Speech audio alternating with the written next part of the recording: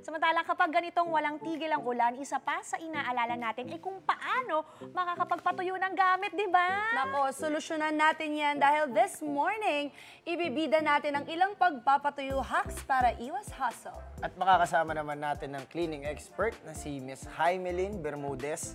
Ayan, Miss Jaimelyn. good morning, Magandang umaga po Miss sa inyo. Jaimelyn. Nandito si Miss Jaimelyn para tulungan tayo at turuan tayo ng mga hacks. Ngayong tag-ulan, syempre kung paano magpatuyo Tama. sa mabilis na paraan. Yes, unahin na natin ang mga uniform dahil hindi lang school, pwede rin yung uniform sa trabaho dahil nga araw-araw nga naman ginagamit at kailangan matuyo agad, di ba? So Oo. anong pwedeng gawin doon, Miss Jaimelyn? Madali lang po yun, ma'am. Halimbawa, ito po yung uniform. basa. Basa na At yan. nabasa na po yan, pwede po nating pigaan. Tapos, Ay, marunong si Kelvin maglaba. Atake. tapos lagay na po natin sa towel. Tapos? Pipigay mo na Ma-absorb na po mabuti. yan ng towel. Pigain po Ayun. ulit. pigayin siya dito sa loob. Okay.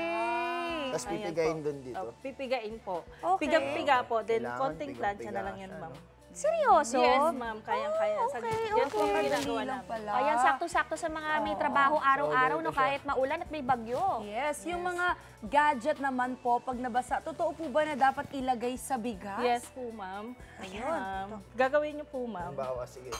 Ito. Ito nabasa. Yan, Tryhan muna natin. Oh, sige. Wag, baka mamaya kung kanino yung Ganun lang.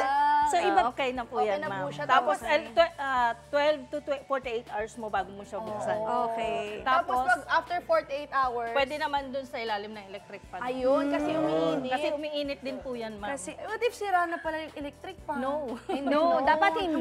Umiinit lang pala Oo. talaga. Ayan. So, try Ma'am. natin buksan. Buksan nga natin kasi nga, Okay. pag nakabukas, umiinit nga naman. Yes. Buksan natin yung electric electric fan. fan. Yan. Ayan. Okay. So, Okay. galing. Oo nga. Itong bigas, alam ko, lumang gawain na to ng Oo, mga... naituro na sa atin Oo, yan. ng mga Pag mga lolo. papel naman po, kunyari Pag may important documents. Yes, ma'am. Pag important, ito po yung papel, ma'am. Ito. Tapos, kailangan ng Lagyan mo tela. lang po ng tela, ma'am. Ito, na manipis. Opo, opo, Igaganyan opo. natin. Tapos, Tapos, ito plansyahin yung nyo lang, paplansyahin natin. Okay. Sa papel, ilalim yung papel o sa Yes, ibabaw? sa ilalim po yung Ah, papel. Sa ilalim. Tapos, Okay. pag wala naman pong plancha, pwede rin pong ipatong Alright. sa takip ng kaldero. Okay, maraming salamat po, Miss Jaimelyn. Magbabalik po ang unang hirit. Thank you po. Alam niyo na mga kapuso, gawin niyo sa bahay.